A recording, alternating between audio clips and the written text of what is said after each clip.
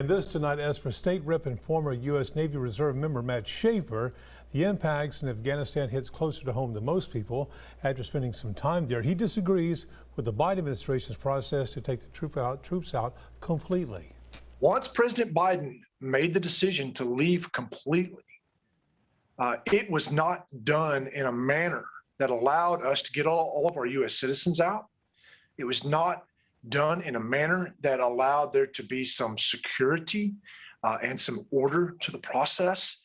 The average battalion commander in the Marine Corps or the Army could have drawn up a set of plans that would have worked much better.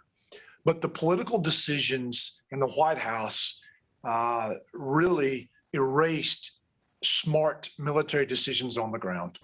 Now, the former Navy Reserve member also taking a moment to reflect on his personal experiences in the armed forces while reconnecting with some of the men he fought with, but also acknowledging the U.S. would not be in this position without the help of the brave Afghan allies who are not only risking everything they have, but putting in their complete trust in our nation for their protection.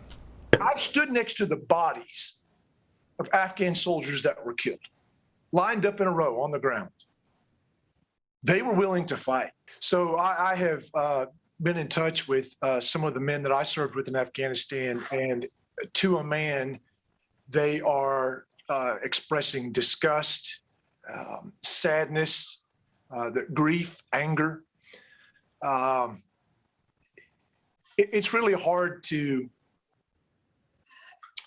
comprehend, Neil. I mean, I personally I haven't been able to let this go the last several weeks. I think about the Afghan interpreters that work with us. People need to realize that once an Afghan begins to work with the United States military, that is an irrevocable choice for that person. That can never be undone. They are forever marked as someone who helped the United States of America in that country, which is now turned over to terrorists.